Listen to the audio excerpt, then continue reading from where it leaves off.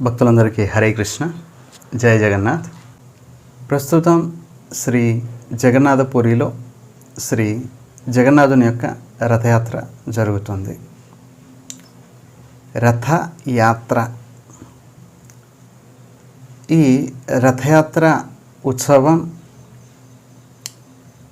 జ్యేష్ఠ పౌర్ణమి నుండి ఆషాఢ పౌర్ణమి వరకు ఈ నెల రోజుల పాటు జరిగే ఉత్సవమే రథయాత్ర. ఎప్పుడైతే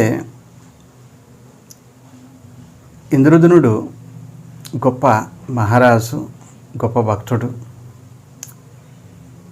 శ్రీ జగన్నాథ మందిరాన్ని నిర్మించిన తర్వాత జగన్నాథుడిని ప్రతిష్ఠింపజేయడానికి స్వయంగా నారదమునితో కలిసి సత్యలోకం వెళ్ళి బ్రహ్మను పిలిచారు. ఎప్పుడైతే బ్రహ్మ శ్రీ జగన్నాథుడిని ప్రతిష్ఠించారో అభిషేకం చేసి, ఆ అభిషేకం చేసిన రోజే జ్యేష్ఠ స్నాన పౌర్ణమి. స్వయంగా జగన్నాథుడు బ్రహ్మతోటి అంటున్నారు, భవిష్యత్తులో ఏమేం ఉత్సవాలు జరపాలి, ఈ విషయాల గురించి జగన్నాథుడు బ్రహ్మతో అంటున్నారు. ఏ భాగ్యవంతుడైతే ఈ స్నాన పౌర్ణమి రోజు, జ్యేష్ఠ స్నాన పౌర్ణమి రోజు స్నాన మండపం మీద నన్ను దర్శిస్తారో ఆ భాగ్యవంతులు తిరిగి ఏ తల్లి యొక్క గర్భంలో ప్రవేశించరు, అంటే తిరిగి ఈ దుఃఖాలయానికి రారు.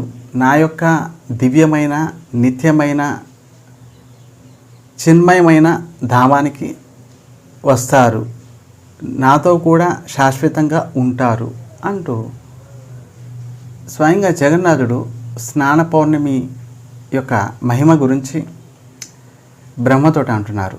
అలాగే భవిష్యత్తులో ఏమేమి ఉత్సవాలు చేస్తారు ఆ విషయాల గురించి కూడా జగన్నాథుడు బ్రహ్మతో చెప్పారు. రథయాత్ర గురించి, చందనయాత్ర గురించి, డోలయాత్ర అంటే ఉయ్యాలోత్సవం, ఇలా రకరకాల ఉత్సవాలు జగన్నాథ మందిరంలో జరుగుతూ ఉంటాయి. ఈ అన్ని ఉత్సవాలలో రథయాత్ర అతిపెద్ద మహోత్సవం. మొత్తం యొక్క బ్రహ్మాండంలోనే అత్యంత విశాలమైన, అత్యంత మహత్వపూర్ణమైన యాత్ర ఈ యొక్క రథయాత్ర. యాత్ర అంటే ఏంటి? ఇప్పుడు సర్వసాధారణంగా తీర్థయాత్రలకు వెళ్తూ ఉంటారు భక్తులు. తీర్థయాత్ర, తీర్థాలను సేవించడానికి ఒక సమూహంగా వెళ్ళడమే దీన్ని తీర్థయాత్ర అని అంటారు. ఇక్కడ రథయాత్ర, స్వామి రథం మీద కూర్చొని ఉంటారు. కొన్ని లక్షల మంది వెళ్ళి స్వామి యొక్క రథాన్ని లాగుతారు. సరే, రథయాత్ర యొక్క విశిష్టత గురించి ఈరోజు చెప్పుకుంటామండి. శ్రీ జగన్నాథుడు, శ్రీ బలదేవుడు, శ్రీ సుభద్ర, 3 ప్రత్యేకమైన రథాల్లో ముగ్గురు కూర్చుంటారు. శ్రీ జగన్నాథుని యొక్క రథం పేరు నందిఘోషము, శ్రీ బలదేవుని యొక్క రథం పేరు తాళధ్వజము, శ్రీ సుభద్ర యొక్క రథం పేరు దేవదల్పన, ఇంకో పేరు కూడా ఉంది, దర్పదలన అనే పేరు కూడా ఉంది. ప్రతి సంవత్సరం కూడా కొత్త రథాలని తయారు చేస్తారు. ఈ తయారు చేసేవారు కూడా వేల సంవత్సరాల నుంచి వారి యొక్క వంశంలో ఈ పరంపరగా ఆ వంశం వారే ఈ యొక్క రథాన్ని తయారు చేస్తారు. ఆ యొక్క పరంపరలో వారి వంశంలో వచ్చేవారు మాత్రమే ఈ యొక్క రథాన్ని తయారు చేస్తారు. ఇక స్నాన పౌర్ణమి, జ్యేష్ఠ స్నాన పౌర్ణమి, ఆ రోజు స్వామికి స్నానం చేపిస్తారు. స్నానం అయిపోయిన తర్వాత స్వామికి ఒంట్లో బాగోదు. చూడండి స్వామి యొక్క లీలలు ఇవన్నీ కూడా. స్వామి ప్రతిరోజు కూడా పూజారులు అర్చించేటప్పుడు స్వామిని అర్చన చేసేటప్పుడు స్వామికి స్నానం చేపిస్తారు లోపల. కానీ ప్రత్యేకంగా మంత్రపూరితమైన స్నానం అది. కానీ నిజంగా స్నానం 108 కలశాలతోటి అత్యంత పరిశుద్ధమైన జలాలను తీసుకొచ్చి సుగంధ ద్రవ్యాలతో మిశ్రితమైన ఆ జలాలను తీసుకొచ్చి స్నానం చేపిస్తారు అందరూ చూస్తుండగా. ఈ యొక్క స్నానం యొక్క ప్రత్యేకత, అందుకే స్నాన పౌర్ణమి అని అంటారు. సంవత్సరానికి ఒకసారి స్నానం చేశారు, చేయగానే స్వామికి జ్వరం వచ్చేసింది, ఒంట్లో బాగాలేదు. సరే, ఒంట్లో బాగాలేని వాళ్ళు ఏం చేస్తారు? ఇంట్లో విశ్రాంతి తీసుకుంటారు, బయట తిరగరు. అలాగే ఎవరైనా వ్యక్తులు, బంధువులు, వాళ్ళు వీళ్ళు కూడా వచ్చినా కూడా వాళ్ళు విశ్రాంతి తీసుకుంటారు, ఒంట్లో బాగాలేదు కాబట్టి కనిపించరు. అలాగే స్నాన పౌర్ణమి తర్వాత రోజు నుంచి ఇక భక్తులకి దర్శనం లేదు. కేవలం ద్వైతాపతులు అనే ఒక ప్రత్యేకమైన వర్గానికి చెందిన ఈ పూజారులు మాత్రమే ఈ యొక్క 15 రోజులు స్వామిని సేవిస్తారు. సంవత్సరం అంతా సేవించేవారు వారు వేరు. కానీ ఈ 15 రోజులు స్నాన పౌర్ణమి నుండి, జ్యేష్ఠ స్నాన పౌర్ణమి నుండి ఆషాఢ పౌర్ణమి వరకు రథయాత్ర, గుండిచా మందిరంలో సేవ, మళ్ళీ తిరిగి స్వామి శ్రీమందిరం అంటే మెయిన్ టెంపుల్లోకి ప్రవేశించేంత వరకు వీరే సేవిస్తారు. సరే, ఒంట్లో బాగాలేదు. ఈ యొక్క లీలల గురించి చెప్పుకుంటున్నాం మనం. ఒంట్లో స్వామికి బాగాలేదు. లక్ష్మీదేవి వెంటనే వైద్యుల్ని పిలిపిస్తుంది. అయ్యా, స్వామికి ఒంట్లో బాగాలేదు. వైద్యులు వస్తారు, చూస్తారు. వైద్యులు కూడా అర్థం కాని జ్వరము, ఈ జ్వరం. వైద్యులు చూస్తారు, స్వామి మీకు ఒంట్లో బాగాలేదంటున్నారు, జ్వరం వచ్చిందంటున్నారు, కానీ మాకు అంతు పట్టడం లేదు. ఏ ఔషధం ద్వారా మీకు ఈ యొక్క జ్వరాన్ని, మీ జ్వరాన్ని తగ్గించగలము? శ్రీ జగన్నాథుడు, స్వామి జ్వరము, స్నానం చేశాను, స్నానం చేసిన తర్వాత నాకు జ్వరం వచ్చింది, మీకే తెలియాలి వైద్యులు కాబట్టి అని అంటారు జగన్నాథుడు. అప్పుడు వైద్యులు అంటారు, స్వామి ఇది నిజంగా ఆ జ్వరం కాదు, సర్వసాధారణంగా జనాలకు వస్తాయి, ఆ జ్వరం కాదు, మీకు వచ్చిన జ్వరము దిగులుతోటి వచ్చింది, చింతతోటి వచ్చింది, మీకేదో దిగులు ఉంది, అందుకే ఈ జ్వరం వచ్చింది. వైద్యులు మా వల్ల కాదంటూ వెళ్ళిపోతారు. అప్పుడు లక్ష్మీదేవి వస్తుంది, స్వామి మీకు దిగులు ఎందుకు? 116,108 మంది రాణులు మిమ్మల్ని సేవిస్తున్నారు, అయినా కూడా మీరు మధ్య మధ్యలో హే రాధే, హే లలితే, హే విశాఖే, హే యశోద, హే నందబావ, హే మధుమంగల్, హే తోక కృష్ణ, హే అర్జున, అలా గోపికలని, గోపాలుని, యశోదని, నందమహారాజుని వీరినే తలుస్తూ ఉంటారు. బృందావనంలో చిన్నప్పుడు ఉన్నారు మీరు అక్కడ, మాకు తెలుసు. ఆ బృందావనంలో లీలల్ని, బృందావనంలో ఆ యొక్క బ్రజవాసిని వారినే ఎప్పుడు తలుచుతూ ఉంటారు. మేము 16,108 మంది భార్యలు మిమ్మల్ని సేవిస్తున్నా కూడా మీరు వారినే తలుస్తూ ఉంటారు. వారి మీద బెంగ కలిగినట్లుంది, దిగులు కలిగినట్లుంది అని లక్ష్మీదేవి అంటుంది. జగన్నాథుడు అంటారు, నిజమే, ఒక్కసారి నేను బృందావనం వెళ్తాను, వారిని చూసి వస్తాను అని అంటారు జగన్నాథుడు. లక్ష్మీదేవి అంటుంది, లేదు మీరు వెళ్ళక్కర్లేదు, వారినే మనం ఇక్కడికి పిలుద్దాము అని అంటుంది. సరే వారు పిలిస్తే వస్తారా ఏంటి? జగన్నాథుడు అంటారు, ఎందుకు రారు, మిమ్మల్ని చూడటానికి వారు తప్పకుండా వస్తారు అంటూ ద్వాపర యుగంలో జరిగిన లీలలు. ఆ లక్ష్మీదేవి, రుక్మిణీదేవి.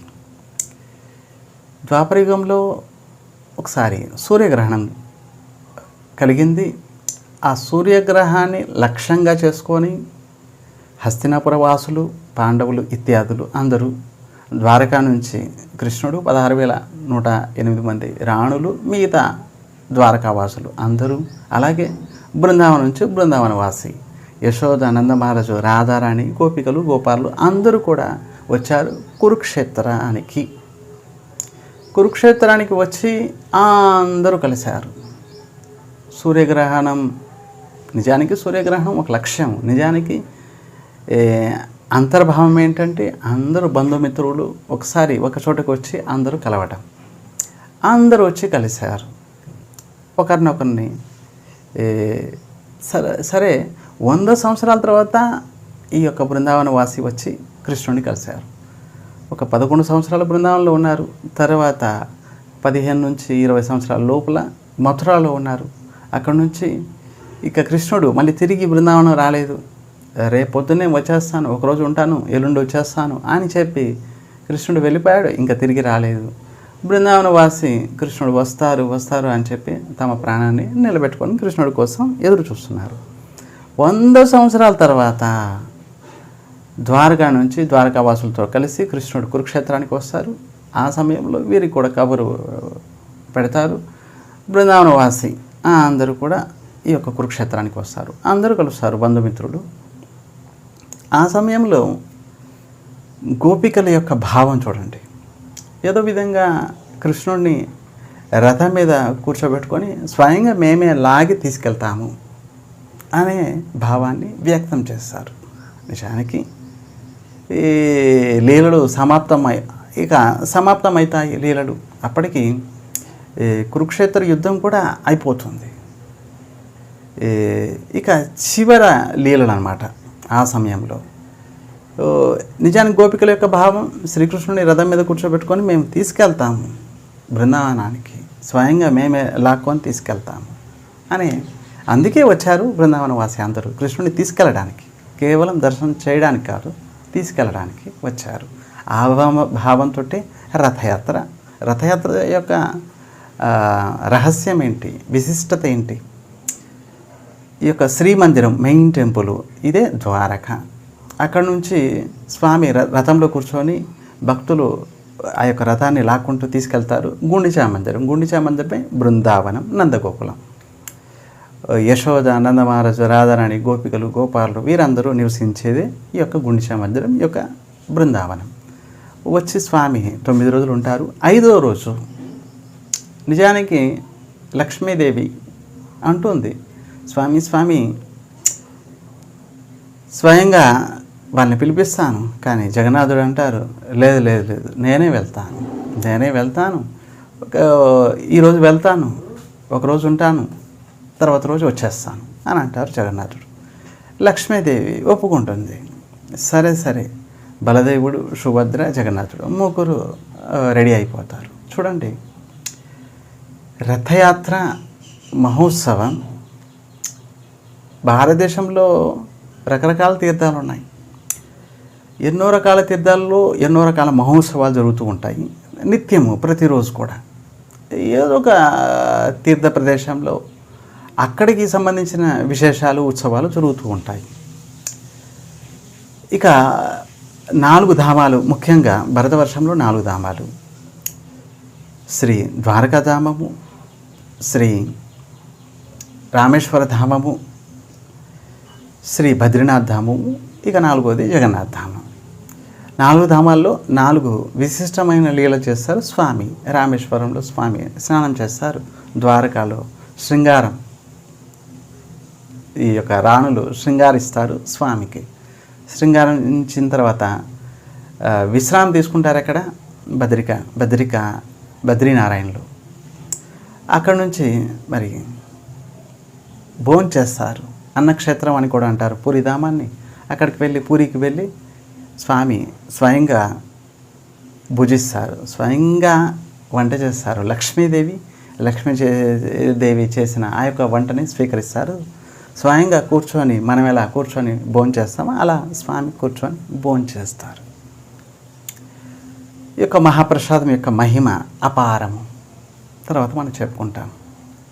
సరే, ఎప్పుడైతే జగన్నాథుడు చెప్తారన్నమాట, సరే నేను ఈరోజు వెళ్తాను, ఒకరోజు ఉంటాను, ఎల్లుండి వచ్చేస్తాను అని చెప్తారు. చెప్పి రథం మీద కూర్చొని సుభద్రతోటి బలదేవుడితోటి బయలుదేరుతారు. హేరా పంచమి అని 5వ రోజు ఒక ఉత్సవం జరుగుతుంది. స్వయంగా లక్ష్మీదేవి ఆలోచిస్తుంది, ఇదేంటి ఇది ఇంకా రాలేదేంటి స్వామి, ఈరోజు వెళ్తాను, ఒకరోజు ఉంటాను, ఎల్లుండి వచ్చేస్తానని చెప్పిన ఆయన 4 రోజులు అయిపోయింది, ఈరోజు 5వ రోజు ఇంకా రాలేదేంటి అని చెప్పి లక్ష్మీదేవి కోపంతో వస్తుంది. హేరా పంచమి అని చెప్పి ఒక మహోత్సవం చేస్తారు. కొంతమంది పూజారులు, సేవకులు లక్ష్మీదేవి వైపున లక్ష్మీదేవి పక్షాన్ని వహిస్తారు, కొంతమంది సేవకులు జగన్నాథుడి పక్షాన్ని వహిస్తారు. చాలా అద్భుతంగా జరుగుతుంది యొక్క హేరా పంచమి 5వ రోజు. మొత్తం 9 రోజులు ఉంటారు గుడిచా మందిరంలో. 5వ రోజు లక్ష్మీదేవి పరిగెత్తుకుంటూ వస్తుంది, ఇంకా రాలేదేంటి స్వామి అని చెప్పి వచ్చి కోపంతో రథాన్ని అప్పుడు అడుగుతుంది, స్వామి బయలుదేరండి. ఆ జగన్నాథుడు అంటారు, ఇంకొక 4 రోజులు ఉంటాను అని చెప్పి అప్పుడు లక్ష్మీదేవి కోపం వచ్చి జగన్నాథుడి యొక్క రథాన్ని, రథ చక్రాన్ని ఇరగొట్టేస్తుంది. నిజంగానే ఇరగొడుతుందండి బాబు, ఇరగొడుతుంది. లక్ష్మీదేవి యొక్క పక్షం వారు ఇరగొడతారు, తర్వాత మళ్ళీ తయారు చేస్తారు. ఇది అంతరార్థం మనం చెప్పుకున్నాం. కురుక్షేత్రంలో గోపికలు స్వయంగా స్వామిని కూర్చోబెట్టి రథాన్ని లాక్కొని బృందావనం తీసుకెళ్ళడానికి స్వామిని వారు అనుకుంటారు, అందుకే వచ్చారు.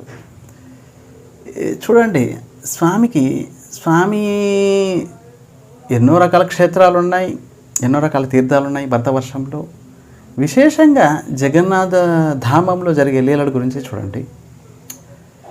స్వయంగా ఎక్కడ లీల చేసినా, ఎక్కడ ఉత్సవాలు చేసినా కూడా ఉత్సవ విగ్రహాలు చేస్తాయి. ఉత్సవ విగ్రహాలు మందిరం ప్రదక్షిణ కానీ, ఊర్లో తిరగడం కానీ, ఇవన్నీ కూడా ఉత్సవ విగ్రహాలతోటే చేస్తారు అన్ని చోట్ల. ఇప్పుడు 4 ధామాలని చెప్పుకున్నాం, 4 చోట్ల కూడా ఉత్సవ విగ్రహాలు, ఏమైనా ఉత్సవాలు అయితే ఉత్సవ విగ్రహాలే వస్తాయి. కానీ ముఖ్యంగా స్వామి గర్భగుడిలో ఉన్న స్వామి బయటికి రారు ఎప్పుడు. కానీ జగన్నాథ స్వామి ఇక్కడ రథయాత్ర చూడండి, స్వయంగా స్వామి గర్భగుడికి తాళం వేసేస్తారు, స్వామిని రథంలో కూర్చోబెడతారు. చూడండి, పూర్తిగా ఖాళీ చేసి వస్తారు. అలా ఎందుకు, మనం ఎక్కడికైనా వెళ్తాము, ఏదైనా ఊరికి మనం ఏదో ఒక బట్టలు సర్దుకొని బ్యాగ్ తీసుకొని మనం బయలుదేరుతాం, ఇంటికి తాళం వేసేస్తాం. అలాగే స్వామి కూడా ఆయన కూడా ఒక బ్యాగ్ ఉందన్నమాట, ఒక బాక్స్ లాంటిది. ఆ బాక్స్ ముగ్గురికి 3 బాక్సులు ఉన్నాయి, అందులో బట్టలు పెట్టేసుకుంటారు. ముగ్గురు 3 రథాల్లో మీద కూర్చుంటారు. ఆ యొక్క బాక్స్ కూడా రథంలో కూర్చోపెడతారు, వెనక పెడతారు. ఈ విధంగా బయలుదేరుతారు స్వామి. మందిరము మీరు ప్రవేశించేటప్పుడు శ్రీమందిరం మెయిన్ టెంపుల్ అక్కడ రాసుంటారు, కేవలం హిందువులకు మాత్రమే ప్రవేశం అని. నిజానికి ఆయన పేరు జగన్నాథుడు, జగత్తంతటి కూడా నాథుడు జగన్నాథుడు. మరి జగత్తంతటికి నాథుడైతే కేవలం హిందువులకు మాత్రమే దర్శనం ఏంటి? జగన్నాథుడు ఆలోచించారు, అందరూ నన్ను జగన్నాథుడు అంటున్నారు, జగత్ అంతటి కూడా నాథుడిని కదా, సర్వజీవులు కూడా నేనే కదా దిక్కు, నేనే పోషించేది, పాలించేది అన్నీ కూడా నేనే కదా సర్వము. అలాంటప్పుడు కేవలం హిందువులు మాత్రమే మందిరంలో ప్రవేశించగలరు, మిగతా వారు ప్రవేశించలేకపోతున్నారు. ఈ యొక్క నియమం, మర్యాద, మందిరం యొక్క మర్యాద నిజమే.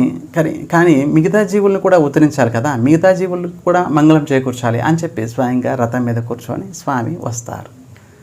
సర్వజీవులకి నాథుడు జగన్నాథుడు, అందుకే అందరి మీద దయతలచి స్వామి రథం మీద కూర్చొని వస్తారు. జగన్నాథుడు, జగన్నాథ స్వామి యొక్క కళ్ళు చూడండి, చాలా పెద్ద పెద్ద కళ్ళు. ఇంత పెద్ద పెద్ద కళ్ళు. స్వామి ఒక్కసారి ఇలా చూస్తారు, రథం మీద కూర్చొని ఇలా చూస్తారు, ఎవరెవరు వచ్చారు అని. స్నాన మండపం మీద స్వామి కూర్చున్నప్పుడు, మందిరంలో ఉన్నప్పుడు కేవలం హిందువులు మాత్రమే ప్రవేశిస్తారు. అందరు హిందువులు వెళ్తున్నారా ఏంటి? అందరూ వెళ్ళడం లేదు. ఎప్పుడైతే జగన్నాథుడు స్నాన మండపం మీద కూర్చుంటారు, అందరు హిందువులు వెళ్ళి దర్శనం చేయగలుగుతున్నారా ఏంటి? అందులో కొంతమంది వెళ్ళడమే లేదు.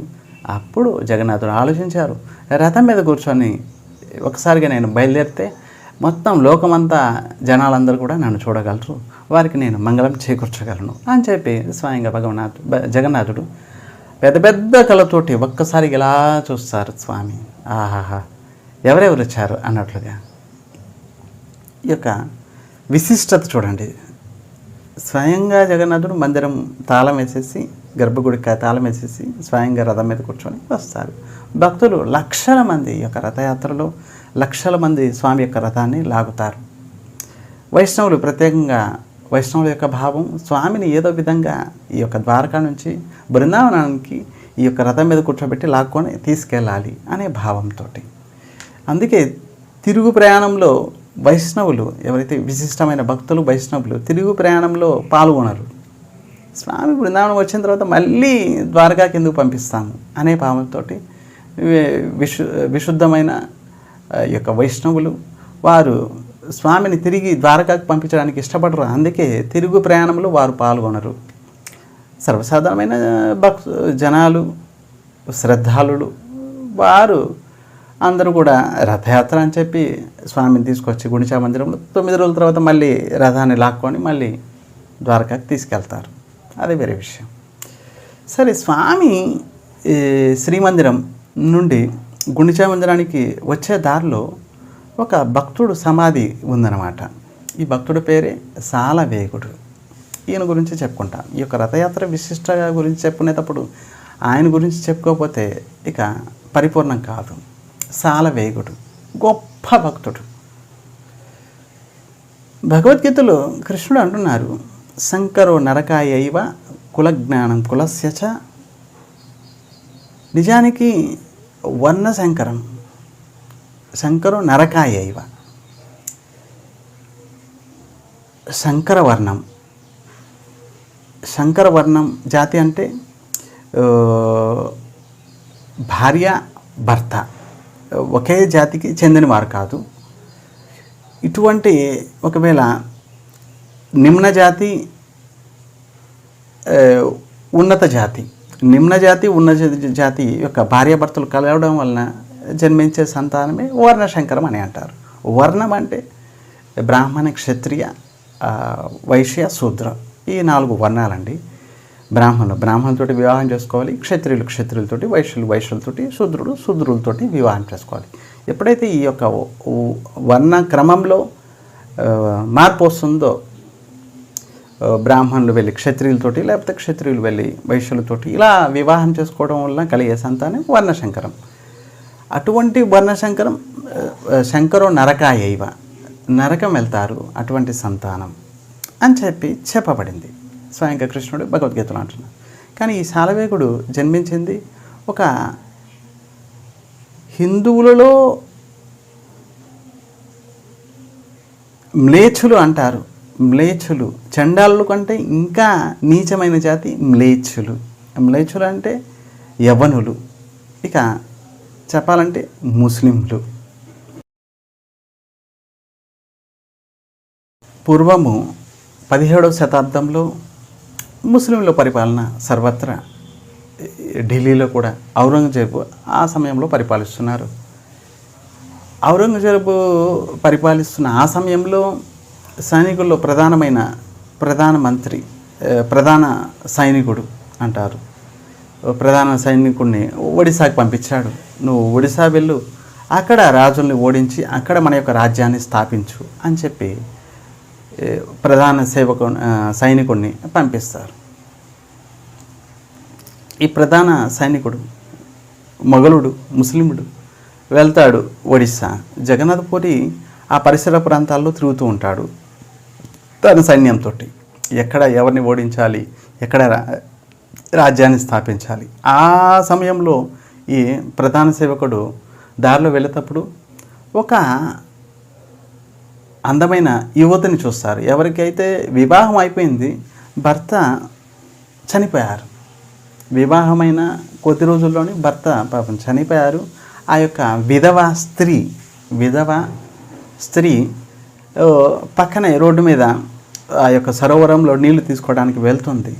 ఎప్పుడైతే ఈ ప్రధాన సైనికుడి యొక్క కళ్ళు ఆవిడ మీద పడుతుంది, పడడంతో ఆవిడ యొక్క అత్యంత సౌందర్యంగా ఉంది ఆవిడ. ఆ యొక్క సౌందర్యవంతమైన ఆవిడ మీద పడడంతో ఈయనకి కామవాసన వస్తుంది. వెంటనే ఆవిడ్ని ఆ యొక్క గుర్రం మీద కూర్చోబెట్టుకొని తీసుకెళ్ళిపోతాడు. తీసుకెళ్ళిపోయి తర్వాత వివాహం చేసుకుంటాడు. ఆ ప్రధాన సైనికుడికి ఆ యొక్క బ్రాహ్మణ స్త్రీ, ఆవిడ బ్రాహ్మణ కుటుంబంలో జన్మించిన ఒక స్త్రీ, ఒక భక్తురాలు ఆవిడికి ఈయనకి జన్మించిన వారే ఈ యొక్క సాలవేగుడు. సరే, ఆవిడ్ని బలవంతంగా తీసుకెళ్ళి వివాహం చేసుకుంటాడు. కాలక్రమేణా ఎప్పుడైతే ఈ యొక్క మొఘల సైనికుడు ఈ పుట్టిన పిల్లవాడు సాలవేగుడు ఇంకాస్త పెద్ద అవుతున్నాడు. ఇంకా పెద్ద అయిపోయిన తర్వాత ఈ యొక్క సైనికుల్లో చేర్పించుకుంటాడు ఈ ప్రధాన సైనికుడు. చిన్నప్పటి నుంచి ఆవిడ తల్లి బ్రాహ్మణి ఆవిడ పిల్లవాడికి శ్రీ జగన్నాథుడి గురించి, జగన్నాథుడి లీలల గురించి, జగన్నాథుడి గురించి చెప్తూ ఉండేది ఆవిడ. పిల్లవాడు శ్రద్ధగా వినేవాడు. కాస్త పెద్ద అయిపోయిన తర్వాత సైనికుల్లో చేర్చుకున్న తర్వాత ఒకసారి యుద్ధం జరుగుతుంది. ఆ యుద్ధంలో గాయపడతాడు సాలవేగుడు. తీవ్రమైన గాయాలతోటి ఇంటికి వస్తాడు. తల్లి చూస్తుంది, ఎన్నో పరిచర్య చేస్తుంది. పాపం తల్లి అయ్యో అని చెప్పి గాయపడిన తన కుమారుడికి పరిచర్య చేస్తుంది. చాలా రకాలుగా పరిచర్య చేస్తుంది. అయినా గాయాలు తగ్గవు. అప్పుడు సాలవేగుడు అంటారు, అమ్మ ఈ యుద్ధంలో గాయపడాను, కానీ ఈ గాయాలు ఇంకా తగ్గడం లేదు, నాకు తగ్గేది ఎలాగమ్మా అంటూ ఏడుస్తూ అంటాడు. అప్పుడు తల్లి అంటుంది, మనకి దిక్కేవారు, నేను బ్రాహ్మణ కులంలో పుట్టిన యొక్క అమ్మని ఈ ముస్లిం ఔరంగజేబు దగ్గర పనిచేసే ఆ యొక్క ప్రధాన సైనికుడు బలాత్కారంగా నన్ను వివాహం చేసుకున్నాడు. ఇక నీకు దిక్కు జగన్నాథుడే. నేను నిస్సహాయ స్థితిలో ఉన్నాను, నేను ఏం చేయలేను. ఇక కష్టసుఖాలు అన్నిటికి కూడా దిక్కు జగన్నాథుడు. నీకు వచ్చిన దుఃఖానికి జగన్నాథుని ప్రార్థించు అని అమ్మ చెప్తుంది. అప్పుడు సాలవేగుడు జగన్నాథుని ప్రార్థిస్తారు. హే జగన్నాథ్, నాకు ఇంకెవరు దిక్కు లేరు స్వామి, నువ్వే దిక్కు స్వామి, దయచేసి ఈ యొక్క దుఃఖంలో నన్ను బయటపెట్టు అని చెప్పి సాలవేగుడు ప్రార్థిస్తారు. జగన్నాథుడు ఒక తర్వాత రోజే గాయాలన్నీ మానిపోతాయి. అప్పుడు సాలవేగుడికి ఇంకా శ్రద్ధ ప్రేమ పెరిగిపోతుంది జగన్నాథుడి మీద. ఇంతగా పెరిగిపోతుంది, జగన్నాథుడిని ఒకసారి దర్శనం చేయాలని అనుకుంటాడు. మందిరం దగ్గరికి వెళ్తారు. ఆ యొక్క అరుణ స్తంభానికి ప్రణామం చేసి లోపలికి ప్రవేశిస్తుంటే అక్కడ ఉన్నవారు లేదు నువ్వు హిందువు కాదు అని చెప్పి ప్రవేశించడానికి నివారిస్తారు. సాలవేగుడు వచ్చేస్తాడు. సాలవేగుడు తల్లితోటి ప్రశ్నిస్తారు, అమ్మ జగన్నాథుడిని ఒక్కసారి చూడాలనిపిస్తుంది, జగన్నాథుడిని ఒకసారి దర్శనం చేయాలనిపిస్తుందమ్మా అని చెప్పి ప్రార్థిస్తారు. అప్పుడు తల్లి అంటుంది, ఈ జగన్నాథుడు ఎవరో కాదు, స్వయంగా కృష్ణుడే అని అంటుంది. సరే కృష్ణుడు ఎక్కడ జన్మించాడు? ద్వాపర యుగంలో కృష్ణుడు మథురాలో జన్మించాడు. బృందావనంలో చాలా రకాల లీలలు చేశారు అని చెప్పి తల్లి అంటుంది. అయితే నేను మథుర వెళ్తాను, బృందావనం వెళ్తాను, స్వామిని దర్శిస్తాను, ఆ యొక్క లీలను దర్శిస్తాను అంటూ సాలవేగుడు బయలుదేరాడు. బృందావనంలో సాధువులతోటి కలిశాడు. అక్కడ స్వామి యొక్క లీలని శ్రవణం చేశాడు. ఆ యొక్క దివ్యమైన స్థలాన్ని దర్శించాడు. ఎప్పుడైతే బృందావనంలో ఉన్నప్పుడు ఆయన వింటారు, కొంతమంది సాధువులు చర్చించుకుంటూ ఉంటారు. ఇప్పుడు జగన్నాథపురిలో రథయాత్ర జరుగుతుంది, ఇక స్వామి ఒక 4-5 రోజుల్లో స్వామి రథం మీద కూర్చొని బయటకు వస్తారు, గుండిచా మందిర యాత్ర జరుగుతుంది అని చెప్పి వారు అనుకుంటూ ఉంటారు. అప్పుడు సాలవేగుడు వింటారు, జగన్నాథపురిలో రథయాత్ర జరుగుతుంది, స్వామి బయటకు వస్తారు ఒక 4-5 రోజుల్లో అని చెప్పి వినంగానే అబ్బా ఇదే మంచి అవకాశం, జగన్నాథుని కనీసం నేను దర్శించగలను. లోపల మందిరంలో ఉన్నప్పుడు నాకు ప్రవేశం లేదు, కనీసం రథం మీద కూర్చున్నప్పుడు నేను దర్శించగలను అని చెప్పి సాలవేగుడు నడుచుకుంటూ బయలుదేరుతాడు. బృందావనం మథుర నుంచి జగన్నాథపురికి నడుచుకుంటూ బయలుదేరుతారు. దారిలో ఆకలి దప్పిక వేస్తుంటుంది. అయినా కూడా ఓర్చుకొని ఏదో ఒక భిక్ష చేసి ఏదో ఒకటి లభిస్తే దాంతో సంతృప్తి అయ్యి అడవుల్లో బయలుదేరుతారు జగన్నాథపురికి. స్వామిని ఎలాగైనా నేను దర్శించాలని చెప్పి బయలుదేరుతున్నారు. ఎప్పుడైతే జగన్నాథ స్వామి రథయాత్ర ఆరంభం అయిపోయింది, జగన్నాథుడు బయలుదేరారు.